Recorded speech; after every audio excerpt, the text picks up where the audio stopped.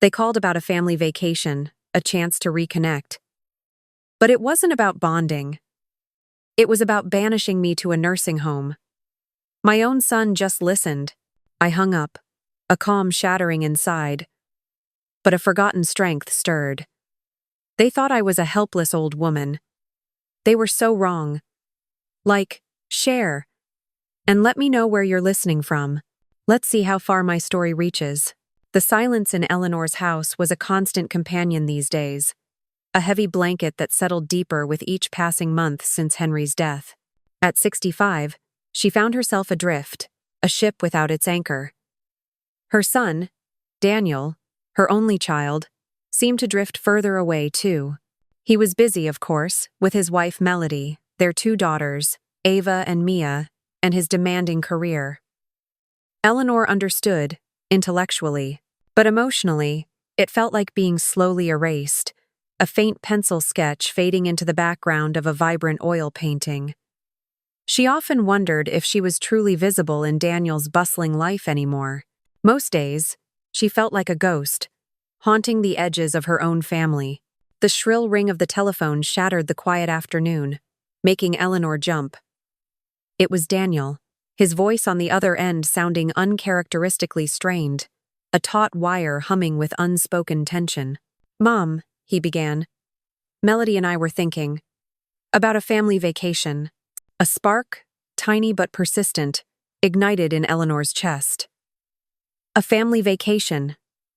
Her heart, which had felt like a withered leaf for so long, fluttered with a fragile hope. This was it, wasn't it? A chance to reconnect, to bridge the growing chasm between them. She pictured sand between her toes, the laughter of Ava and Mia echoing as they built sandcastles. Daniel by her side, not just as a son, but as a friend again. She imagined warm, easy conversation, the kind they used to have before Melody and before Henry's illness consumed them all. A chance to be part of their lives again, to feel needed, loved, seen. "Oh, Daniel, that sounds wonderful," Eleanor said, her voice lighter than it had been in months. "Where are you thinking of going?" "Hawaii," he said, the word coming out a little too quickly, a little too rehearsed. Then, the careful tone shifted, almost imperceptibly. "It's going to be an adults-only trip, Mom. Ava and Mia will be staying with Melody's parents while we're away."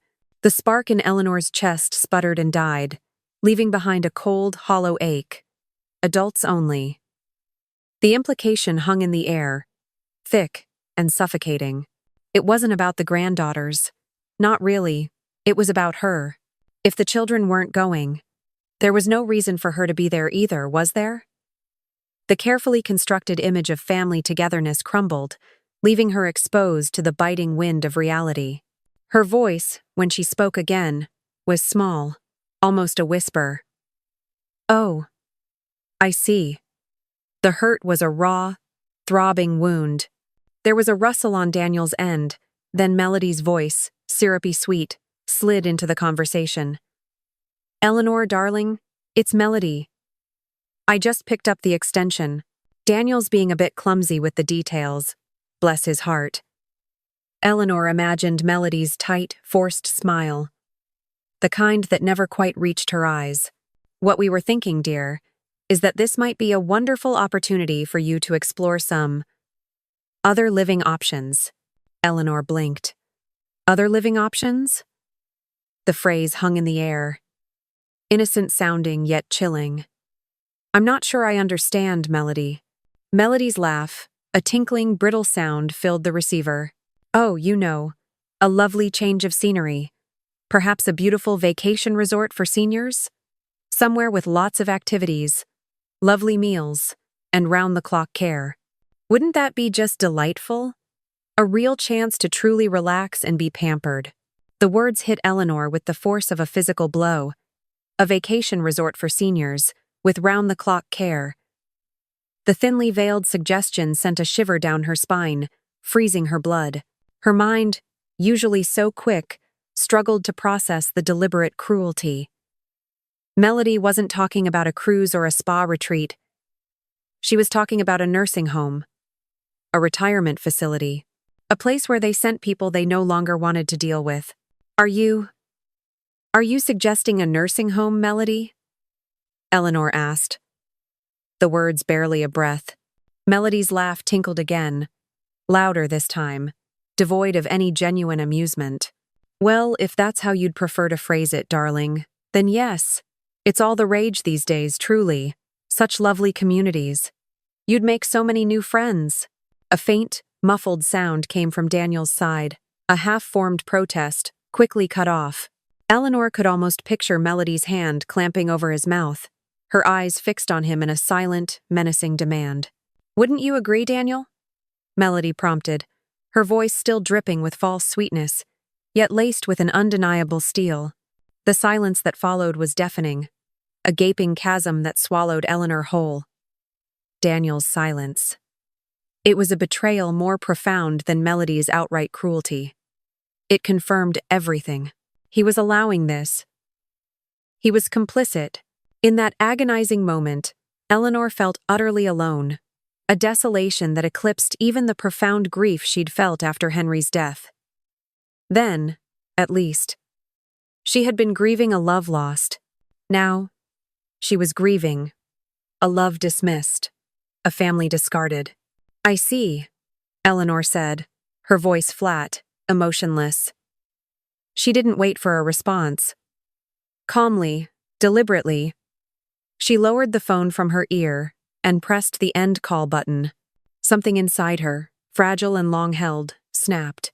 The last illusion she harbored about her place in their lives, the warmth of belonging she'd so desperately clung to, shattered into a million icy fragments.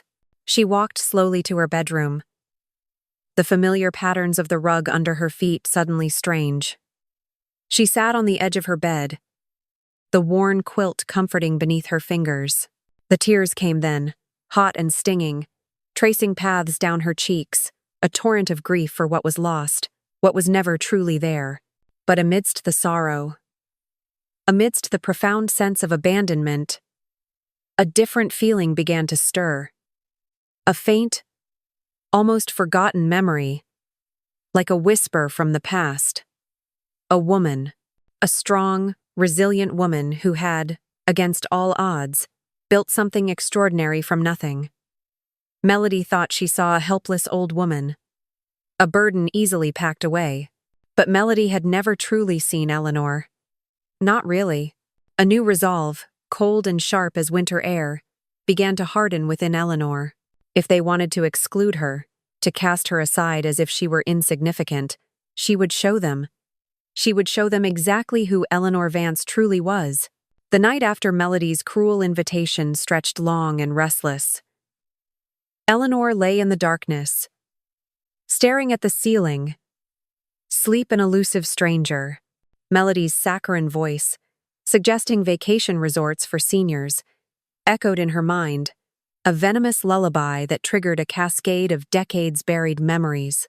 It was as if a dam had broken, releasing a torrent of images, smells, and sounds from a past she had deliberately walled off, a life she had carefully packed away in favor of domesticity and Henry's career.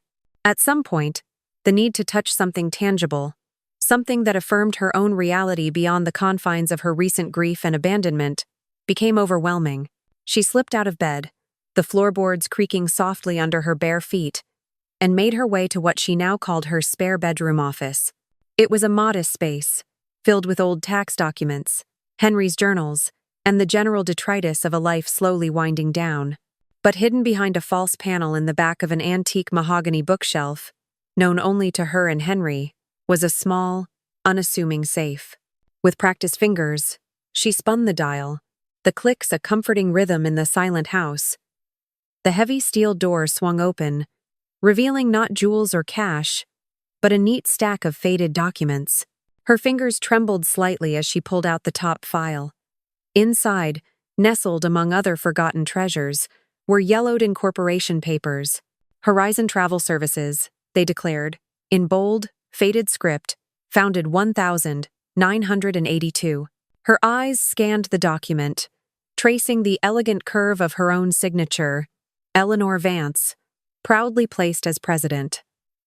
Below it, Henry's, as secretary. It was a stark reminder of a different time, a different Eleanor. She was 27 then, vibrant and full of an almost reckless ambition. Daniel was just 3 years old, a curious toddler whose small world revolved around her. The memory brought a bittersweet ache to her chest. From a young age, Eleanor had possessed an innate talent for planning. It wasn't just about itineraries, it was about understanding people, anticipating their desires, and crafting experiences that felt magical. She had an uncanny knack for finding hidden gems, those tucked-away bistros or untouched beaches, that transformed a simple trip into an unforgettable journey. Every client, whether they were a young couple on their first honeymoon or a retired couple fulfilling a lifelong dream, was treated like family. She listened intently, remembered details, and made them feel seen and valued. Anyone can book a flight, she used to tell Henry, but it takes heart to create a memory. Horizon Travel had begun, quite literally, on her kitchen table. Her first clients were neighbors and friends, drawn by her infectious enthusiasm and meticulous attention to detail. Word spread quickly.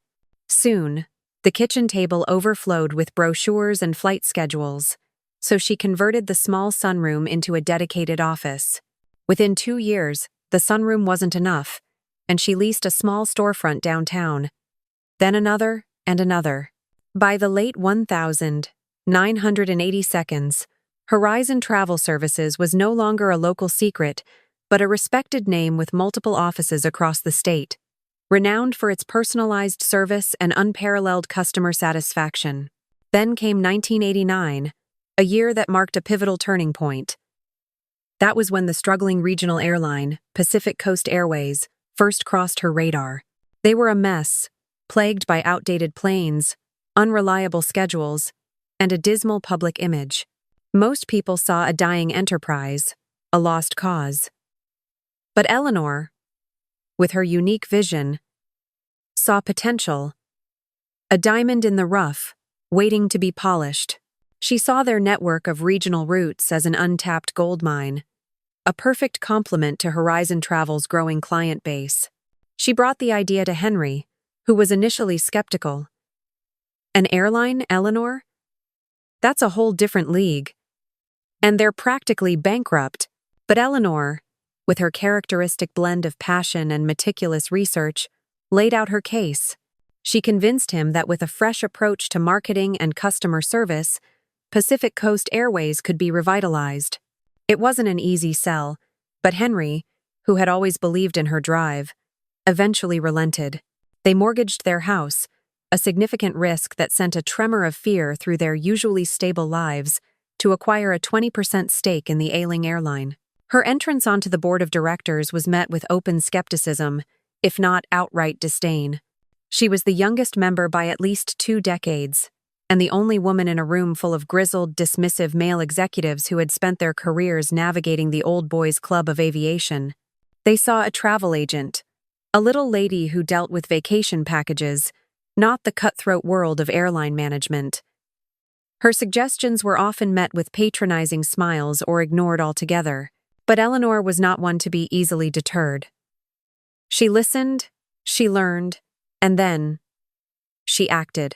She spearheaded a radical new marketing strategy, shifting the focus from impersonal flight schedules to the romanticism of travel, emphasizing the destinations, the experiences, and the unparalleled customer service Horizon Travel was famous for. She personally oversaw the training of flight attendants and ground crew, instilling in them the same ethos of treating every passenger like a valued guest, not just a seat number. She introduced loyalty programs and innovative package deals that bundled flights with hotel stays through Horizon Travel. The results were astounding. Within 6 months, Pacific Coast Airways saw its bookings surge by 40%. The dismissive smiles began to morph into grudging respect, then genuine admiration. By 1995, just 6 years after her initial investment, Pacific Coast Airways had shed its Airways moniker, transforming into Pacific Coast Airlines, a rapidly growing regional carrier known for its reliability, comfort, and exceptional service. Eleanor Vance, the little lady from Horizon Travel, had not only saved an airline, but had redefined regional air travel in the process. This was the woman Melody had so easily dismissed, the one she thought could be neatly tucked away into a senior resort. The irony was sharp, almost painful. The empire Eleanor built with Horizon Travel and Pacific Coast Airlines came with a steep price, one she had to pay day after day. The constant hum of airport terminals, the endless meetings, the grueling travel schedules across time zones, all chipped away at the precious time she had with her young son, Daniel. While she was out conquering the business world, Daniel was often with babysitters, his small, inquisitive face growing more accustomed to their fleeting presence than hers. She remembered the guilt, a persistent, dull ache beneath the thrill of success, a tiny voice reminding her of what she might be sacrificing. Henry, ever the steady, supportive partner, began to voice his frustrations. His complaints were never harsh, but they were persistent, tinged with a weariness she couldn't ignore. "I feel like a single parent, Eleanor," he'd say, not accusingly, but with a sigh that spoke volumes. "He asks for you, always. It breaks my heart to tell him you're on another flight." She'd try to compensate, showering Daniel with gifts, planning elaborate weekend outings when she was home. But she knew it wasn't enough. No toy or amusement park trip could replace the everyday presence of a mother.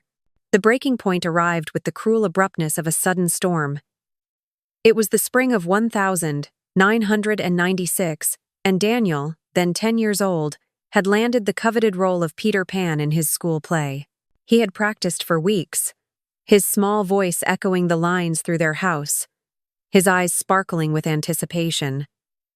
Eleanor had promised, unequivocally, that she would be there, no matter what.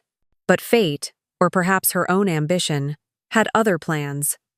A critical, time-sensitive deal to acquire a smaller regional competitor for Pacific Coast Airlines demanded her presence in Seattle. It was a complex negotiation, one that required her unique touch. She had wrestled with the decision, trying to find a way to do both, but ultimately, the deal's finalization coincided with the play. With a heavy heart, she had booked a flight for the morning after the performance, promising Daniel she'd be back as soon as humanly possible, that she'd hear all about it. The call from Henry came late that evening, piercing the sterile quiet of her Seattle hotel room. His voice was thick with disappointment, laced with a sadness that made Eleanor's stomach clench. He froze. "Eleanor," Henry said, his voice barely a whisper. Right there on stage.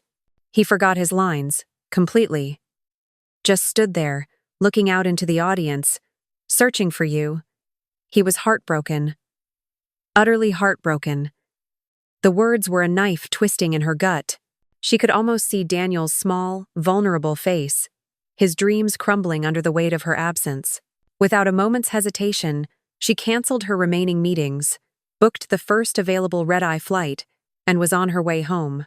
The deal, the company, the empire, it all seemed utterly meaningless compared to the image of her son, alone and lost on a brightly lit stage.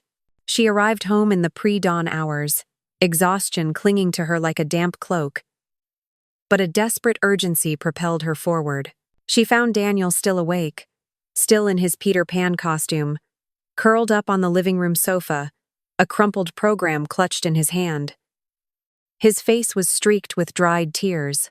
Eleanor knelt beside him, her arms reaching out, aching to comfort him, to tell him how sorry she was.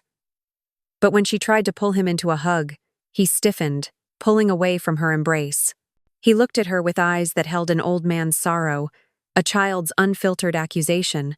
"You missed it, Mom," he said, his voice flat, devoid of emotion. "You missed it." Those 4 words echoed in her soul, reverberating with a pain more profound than any business loss. That night, as Daniel finally slept, Eleanor lay awake, the decision forming in her mind, cold and clear. She was going to sell her shares. All of them.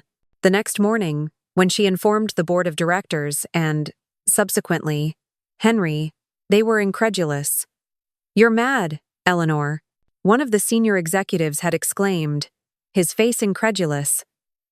Henry, too, had tried to dissuade her, reminding her of all they had built: the financial security, the power, the legacy. But Eleanor was resolute.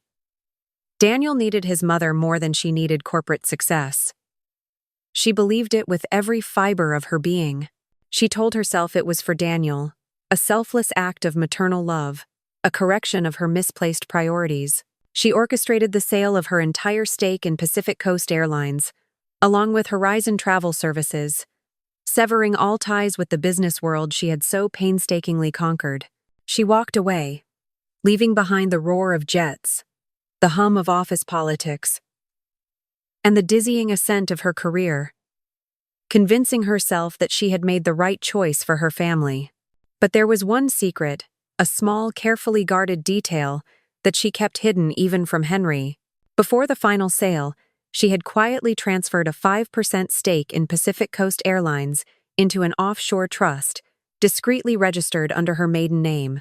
It was, she told herself, a small insurance policy, a safety net, just in case.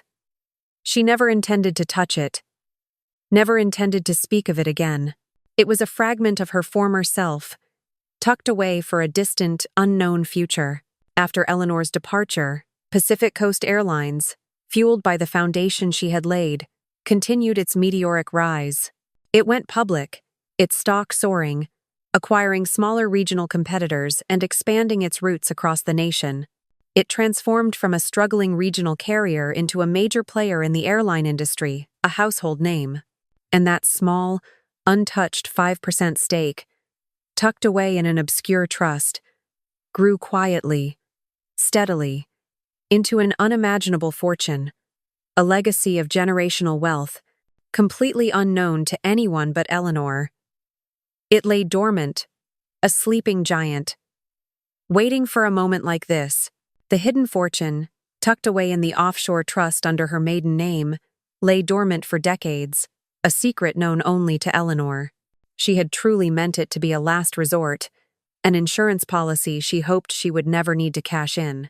After she walked away from the business world, she dedicated herself entirely to Daniel and Henry, immersing herself in suburban life, volunteering at school, and creating a warm, stable home. The corporate world, with its relentless demands and fierce battles, became a distant memory, almost a dream. It wasn't until after Henry's death, amidst the somber process of settling his estate, that the trust finally resurfaced.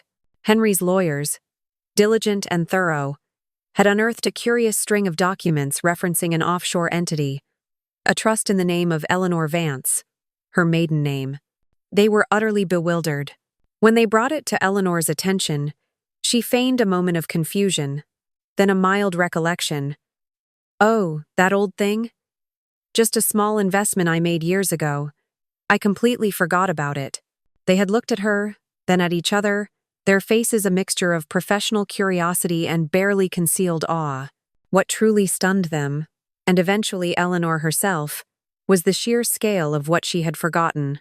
The lawyers explained, with a tone of utter disbelief, that she had never claimed a single dividend from that 5% stake. Not once, in all those years. The accumulated dividends, untouched, reinvested, and compounded over nearly 3 decades of Pacific Coast Airlines' exponential growth, had ballooned into an astonishing sum. The latest statements, retrieved from the trust's secure servers, confirmed staggering numbers, far exceeding anything she could have imagined. It was not merely a fortune. It was a vast, generational wealth, enough to command respect and influence in any circle. Sitting in her spare bedroom office, the yellowed incorporation papers spread out before her, Eleanor let the full weight of this realization sink in. Melody, her daughter-in-law, with her tinkling, cruel laugh and her condescending suggestions of a vacation resort for seniors. Melody, who had so blithely dismissed her as a helpless old woman, ready for the quiet oblivion of a retirement home. The irony was almost too much to bear. Melody had no idea. She had absolutely no clue that the woman she was trying to exile was not just Daniel's mother, but a founding investor in what was now the 6th largest airline in the country. A slow, deliberate smile spread across Eleanor's face, a smile that hadn't graced her features in years. It wasn't born of malice. Not yet, but of a reawakened sense of self, a profound understanding of the power she held, a power no one, least of all her own family, knew she possessed. The feeling was exhilarating, a surge of adrenaline that coursed through her veins, chasing away the shadows of grief and invisibility. For the first time since Henry's passing, she felt purpose again, a sharp, clear intention. She held cards, an entire deck of aces, that no one knew she had in her hand. And then, another layer of irony, so exquisite it almost made her laugh aloud. Daniel and Melody's much-anticipated adults-only trip to Hawaii. Which airline would they be flying on? In all likelihood, it would be Pacific Coast Airlines, the very company she had helped build from the brink of collapse, the very foundation of her hidden wealth, would be carrying them to their sun-drenched escape, an escape from which they hoped she would never return to her own home. The thought was intoxicating. The smile on Eleanor's face deepened, morphing into something more determined, more resolute. Melody thought she could push Eleanor around, could discard her as easily as an old, worn-out garment. She thought she was dealing with a frail, grieving widow, a financial dependent who would meekly accept her fate. But Melody had chosen the wrong opponent. Deep inside, the dormant businesswoman, the visionary who had built an empire from a kitchen table, was stirring awake, stretching her limbs after decades of slumber. Eleanor stood up, her movements suddenly imbued with a new energy, a newfound spring in her step. Her Hawaiian vacation. Oh yes, she would absolutely be taking a trip to Hawaii. But it wouldn't be the lonely, isolated trip Melody envisioned for her. It would be a journey of rediscovery, of reclamation. It would be a trip with a very specific purpose. She would book her own trip to Hawaii, and she would ensure that Daniel and Melody would remember it for the rest of their lives. Don't miss a single moment of this unfolding story. Hit that like button, share it with your friends, and subscribe to follow Eleanor's incredible journey. Let's find out what happens next. Eleanor woke the next morning with a clarity and purpose that had been absent for too long. The grief over Henry's loss was still there, a quiet sorrow in her heart, but it no longer consumed her. Instead, a new, invigorating energy pulsed through her veins. The image of Melody's dismissive smile fueled a fierce determination. This was not about revenge, not entirely. It was about respect, about reminding her family, and herself, of who Eleanor Vance truly was. She rose earlier than usual, moving with a briskness she hadn't felt in years, and prepared herself a lavish breakfast, a small celebration of her reawakened spirit.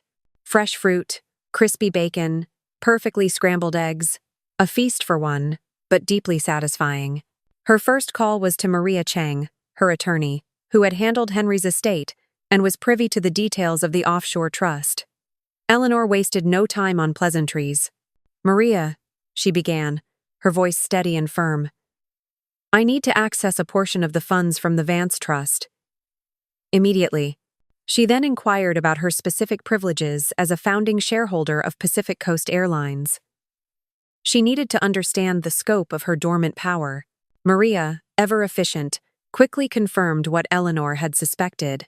As a founding shareholder, Eleanor was entitled to a host of executive policies: automatic executive lounge access, priority booking on any flight, and, most notably, permanent first-class upgrades. It was all part of the corporate culture she herself had helped establish decades ago, ensuring top-tier treatment for key stakeholders. Her second call was directly to Pacific Coast Airlines VIP services. Identifying herself with the shareholder credentials Maria had provided, Eleanor was met with an immediate shift in tone. The agent on the other end, initially professional, became noticeably deferential, treating her with an honor usually reserved for heads of state or major corporate figures. Eleanor's name, tied to that trust, clearly resonated deeply within their system. "I need to book a flight to Honolulu, Hawaii," Eleanor stated, her voice calm and authoritative. "On the 2 p.m. flight this Friday." She knew this was the exact flight Daniel had mentioned. The agent, without hesitation, confirmed her booking. "Certainly, Miss Vance. Your complimentary first-class upgrade has been applied automatically. You'll be in seat 2 amperes." Eleanor smiled. Fate, it seemed, was on her side. Or perhaps she was simply orchestrating it. Next, she called the Sunset Palms Resort in Maui. It was a boutique hotel she remembered vividly from her travel agent days, a place she had personally scouted and often recommended to her most discerning Horizon travel clients. She knew its layout, its luxurious offerings, its impeccable service. "I'd like to reserve the penthouse suite for the coming week," she requested. The reservations agent, a polite young man, hesitated. "I apologize, Miss Vance, but the penthouse suite is currently booked for that period. Please check again," Eleanor said, her voice gentle but with an underlying steel that brooked no argument. "Under my full name, Eleanor Vance. You may also want to check my priority status." There was a brief pause, then a distinct shift in the agent's tone. A sudden realization, a recognition. "Miss Vance. My deepest apologies." "Of course. We have a special notation here. You've sent us so many wonderful VIP clients over the years. We would be honored to accommodate you. The penthouse suite has just become available, it seems." Eleanor simply thanked him, a small, knowing smile playing on her lips. They remembered her. The seeds she had sown decades ago were still bearing fruit. With her travel arrangements meticulously handled, Eleanor embarked on a shopping expedition. She didn't seek out frivolous fashion, but rather a wardrobe that reflected her past businesswoman persona, elegant, sophisticated, and quietly powerful. Tailored suits in rich fabrics, flowing silk blouses, tasteful accessories, and comfortable yet stylish shoes. She chose clothes that whispered of confidence and capability, garments that subtly announced her presence without needing to shout. She was dressing not just for a vacation, but for a statement.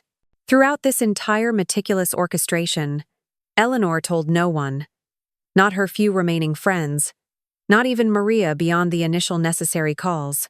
She wanted the surprise, the unveiling, to be absolute, a moment of profound revelation for Daniel and Melody. Friday morning dawned bright and clear.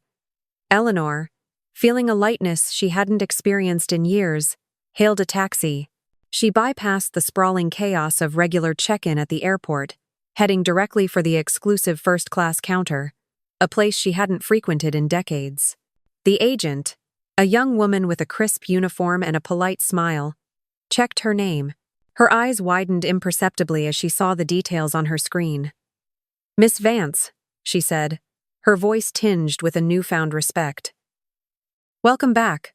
If you'll follow me, I'll direct you to our executive lounge. Your flight will be boarding directly from there shortly." Eleanor nodded, a faint, knowing smile playing on her lips. The game, it seemed, had officially begun. The executive lounge was a haven of plush comfort and hushed professionalism.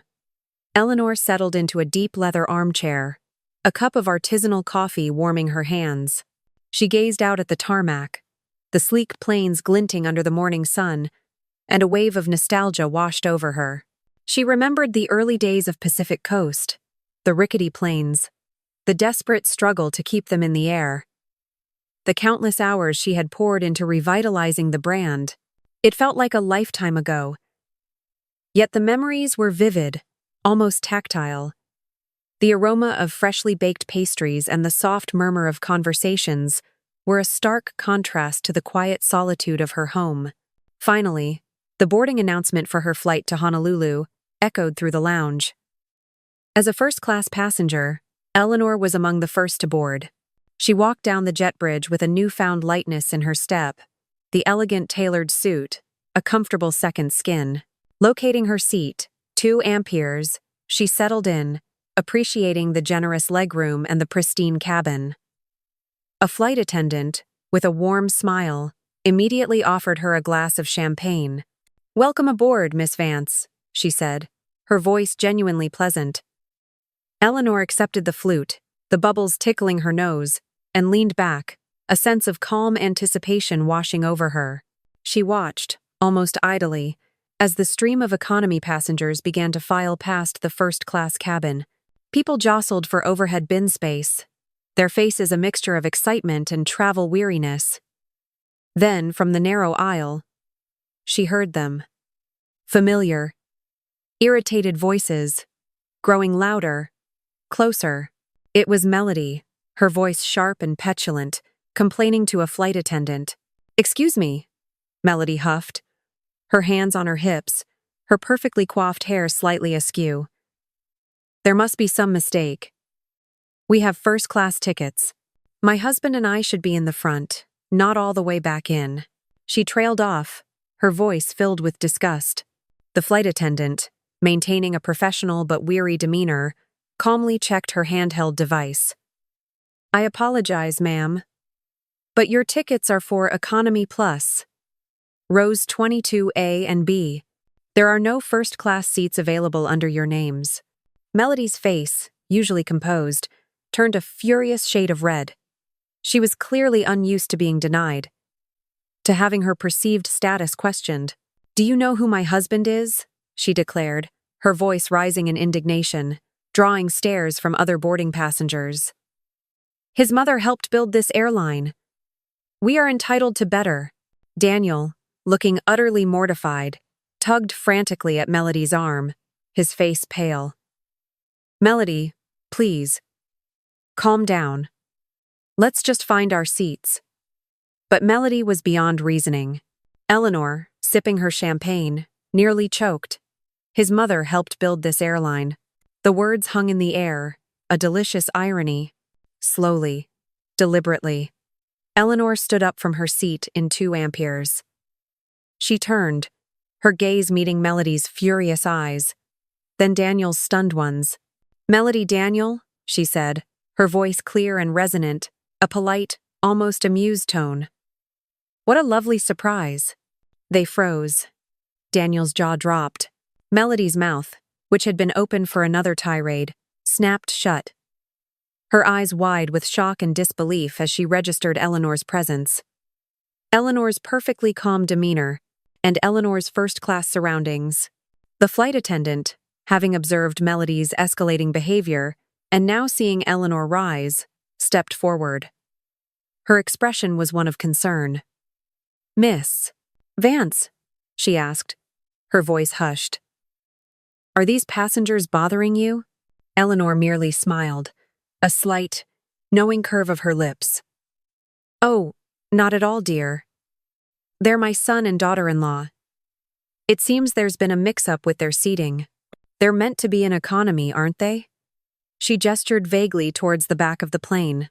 Melody's gaze darted from the flight attendant's concerned face to Eleanor, resplendent in her elegant suit, holding a flute of champagne, a small bowl of warm nuts casually placed beside her on the side table.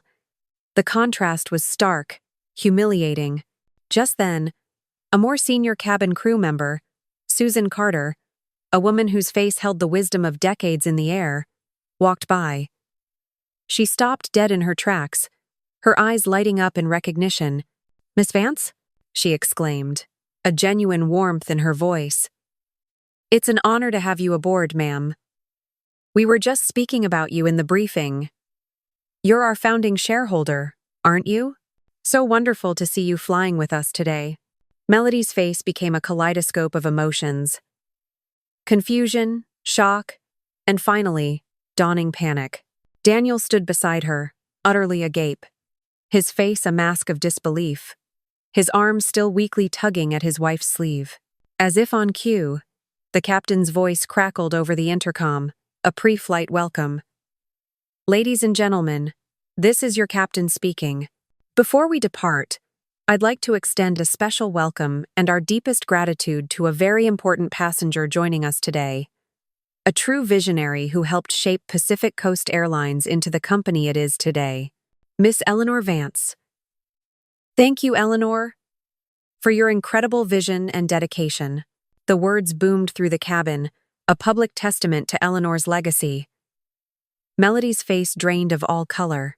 The flight attendant, seeing the situation resolved, and the need to keep the boarding process moving, gently but firmly directed Melody towards the back. "If you'll just proceed to your seats in Economy Plus, ma'am. We need to finalize boarding." Melody stumbled away, a shattered porcelain doll, her usual bravado utterly evaporated. Daniel, his shoulders slumped, trailed silently behind her, casting a bewildered glance back at his mother, who now simply sat, a faint, satisfied smile playing on her lips. The flight had been airborne for a comfortable 20 minutes, cruising smoothly at 35,000 feet. Eleanor was enjoying the quiet luxury of her first-class seat, sipping her champagne and occasionally glancing through the window at the endless blue expanse. Suddenly, a pale, shaken Daniel appeared beside her seat, looking like a man who had seen a ghost. His usual composure was gone, replaced by an expression of abject misery. Eleanor, without a hint of surprise, calmly gestured to the empty seat beside her, the one designated for her travel companion that she hadn't brought. "Daniel, please. Sit down." She caught the eye of Susan Carter, the senior cabin crew member who had greeted her earlier. Susan, understanding the delicate situation, gave Eleanor a discreet nod, confirming it was fine for Daniel to be there temporarily. Daniel sank into the plush seat, his eyes wide and disoriented. "Mom," he began, his voice hoarse. "Melody's. She's having a breakdown. She's saying she made a terrible mistake." He ran a hand through his hair, looking utterly bewildered. Eleanor looked at him, her gaze unwavering. "And what, Daniel, did you think would happen when Melody suggested putting me in a retirement home?" Her voice was devoid of accusation, simply an observation, but it hit him with the force of a blow. Daniel flushed, a deep crimson spreading across his neck and cheeks. He stammered, "No, Mom, she didn't mean it like that. It was a misunderstanding. And I didn't know how to handle the situation." He avoided her gaze, focusing instead on the pristine stitching of the seat in front of him. Eleanor merely continued, her voice soft but penetrating. "Tell me, Daniel, what do you truly know about my life? Before you were born, before I became just Mom?" He looked up, genuinely confused. "What do you mean, Mom?" "You were always Mom. You were home. You cooked. You took care of us." His answer confirmed her suspicion. He remembered nothing of the vibrant, ambitious woman she had been. Eleanor reached into her elegant handbag and pulled out the yellowed incorporation papers for Horizon Travel Services, followed by the original Pacific Coast Airways documents. She handed them to him. "This," she said, "is my life before just Mom. I built Horizon Travel from our kitchen table. And this," she tapped the Pacific Coast document, "this is the airline that Melody wanted to discard my existence on. I built it, Daniel. From the ground up, with your father." Daniel's eyes widened, scanning the documents. He traced the names, his own mother's signature, the dates. The realization dawned on him, slowly at first, then with a blinding flash. His mother, the woman Melody had so casually dismissed as an inconvenience, a burden to be housed in a senior resort, was a founder, a visionary, the architect of the very airline they were flying on. He looked at her, then back at the papers, his face a mixture of shock, awe, and profound shame. "Oh my God, Mom," he whispered, his voice barely audible. I had no idea. I am so sorry. I truly didn't know." He looked at her, then down the aisle towards the economy section. "Did Melody know?" Eleanor shook her head. "No, Daniel. She didn't. And her suggestion wasn't about finding a better place for me based on my needs. It was about removing me from your lives. From this house. Because she saw me as a problem to be solved." Daniel slumped further into his seat. I know. I let it happen. It was easier than fighting with her." The words hung in the air, a stark admission of his weakness, his complicity. Eleanor's voice hardened slightly, losing some of its earlier calm. Your silence, Daniel, and her suggestion of a retirement home changed everything between us. That call, 2 days ago, it was a turning point. Just as Daniel was about to respond, a commotion stirred at the edge of the first-class cabin. Melody, her face blotchy and tear-streaked, her hair disheveled, pushed past a startled passenger, making her way towards them. "I need to talk to her," she demanded, her voice shrill, drawing the attention of everyone nearby. Susan Carter, ever vigilant, stepped forward, placing a calming hand on Melody's arm. "Ma'am, you need to return to your seat." Eleanor, however, waved Susan away. "It's all right, Susan. Let her speak." Briefly, she turned her full attention to Melody, who looked like a cornered animal. "Eleanor," Melody blurted out, her voice shaky. "I'm so sorry. This is all a huge misunderstanding. I didn't mean." Eleanor cut her off, her voice firm, leaving no room for excuses. "Melody, let's be honest. You wanted me out of your lives. You saw me as an obstacle, a drain on Daniel, and you thought you'd found the perfect way to discreetly dispose of me." Melody desperately looked at Daniel, her eyes pleading for support, but Daniel merely stared at his hands, unable to meet her gaze. "You never liked me. Did you, Melody?" Eleanor continued, her voice calm, but unyielding. "You tolerated me, perhaps, but you never genuinely liked me." Melody opened her mouth to protest, but Eleanor held up a hand. "Enough. Return to your seat, Melody. We can discuss this further when we arrive in Hawaii." "Mom, please," Daniel interjected, finally finding his voice. "Don't destroy our family over this." Eleanor turned to her son, her eyes holding a deep sorrow, but also a steely resolve. "Destroy your family, Daniel? That's quite a dramatic phrase.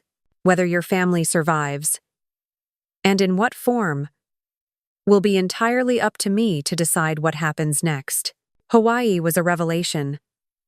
Eleanor soaked in the luxurious ambiance of the Sunset Palms Resort, the gentle sea breeze, the scent of hibiscus, the panoramic ocean views from her penthouse suite. It wasn't just the opulence. It was the feeling of being truly free, liberated from the suffocating expectations and the quiet desperation of her old life. She spent her days exploring hidden coves, enjoying long walks on the beach, and indulging in spa treatments, a serene smile gracing her lips. She didn't seek out Daniel or Melody, needing this time for herself. Daniel, meanwhile, was staying with Melody at a mid-range hotel several miles down the coast, a place that, while perfectly adequate, paled in comparison to Eleanor's opulent accommodations. He called Eleanor daily, his voice tinged with a mix of anxiety and apology, inviting her to dinner. "Mom, please, we need to talk," he'd plead. Eleanor, however, politely declined each time. "Not yet, Daniel," she'd say calmly. "I need some time to think. And to enjoy my vacation." On the third day of her trip, Daniel and Melody finally appeared at the front desk of the Sunset Palms, requesting to see her. Eleanor, having been informed of their arrival, sent word for them to come up. They arrived at her penthouse suite, looking like scolded children, their faces drawn and uncomfortable. Melody's usual polished demeanor was gone, replaced by a nervous fidgeting, her eyes red-rimmed. Eleanor greeted them at the door, her expression neutral. "Come in," she invited, stepping aside. The expansive, elegantly furnished living area, with its breathtaking ocean vista, left them momentarily speechless. "This is my space," Eleanor stated, her voice gentle but firm. "And I didn't come here for confrontation. I came for a vacation."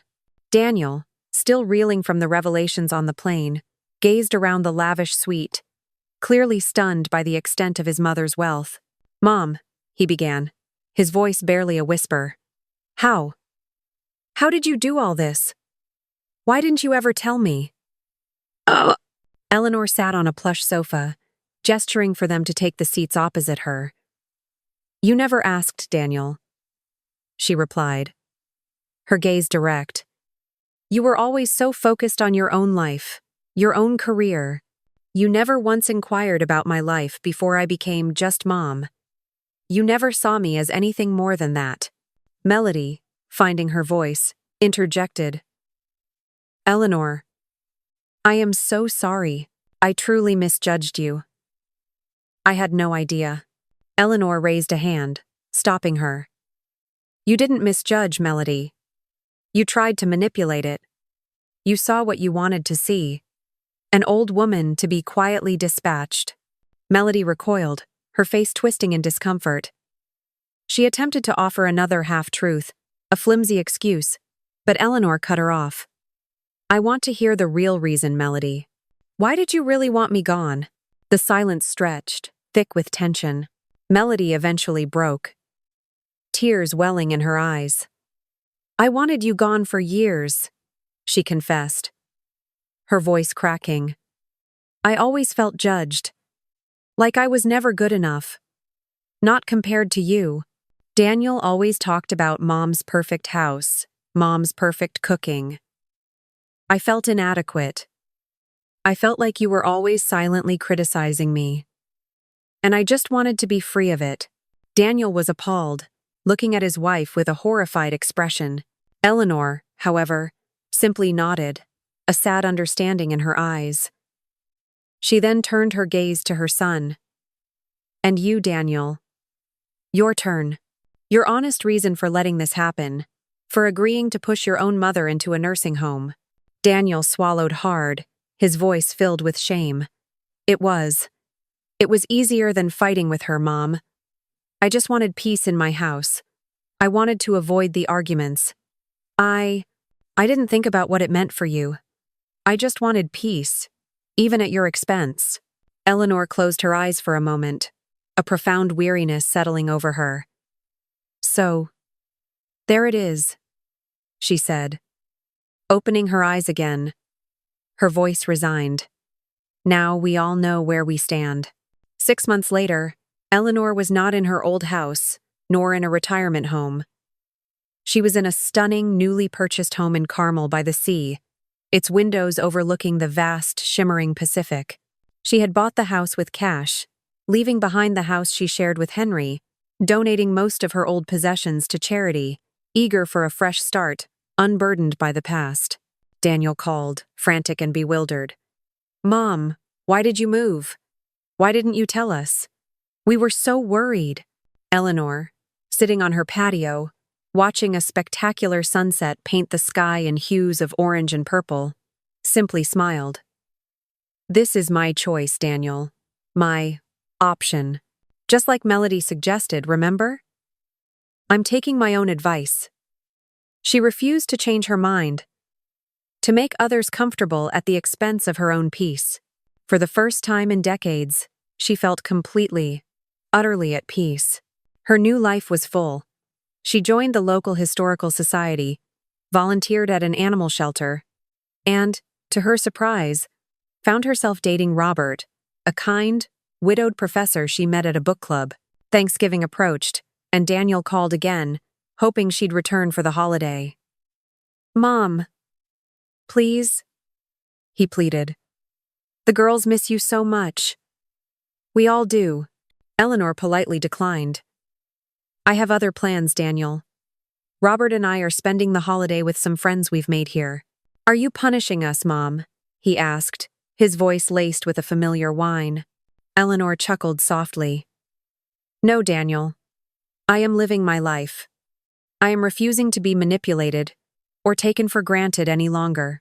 If you want a relationship with me, it has to be on new terms. We start over, on equal footing. No more expecting me to accommodate everyone else's needs while mine are ignored. She paused. You're welcome to visit next year, perhaps, if you genuinely want to see me. As the call ended, Eleanor reflected on her choices, her newfound independence, and the profound sense of self-respect she had reclaimed. The past was behind her. A few weeks later, a call came through, not from Daniel, but from Ava and Mia, her granddaughters. They were fascinated by Grandma Eleanor, the important businesswoman who built an airline. Their innocent awe was a balm to her soul, a connection forged anew, not through obligation, but through genuine admiration. Eleanor looked at her reflection in the glass of the patio door. She saw a woman who had remembered her own worth, a woman whose life, far from winding down, was just beginning again, on her own beautiful, powerful terms.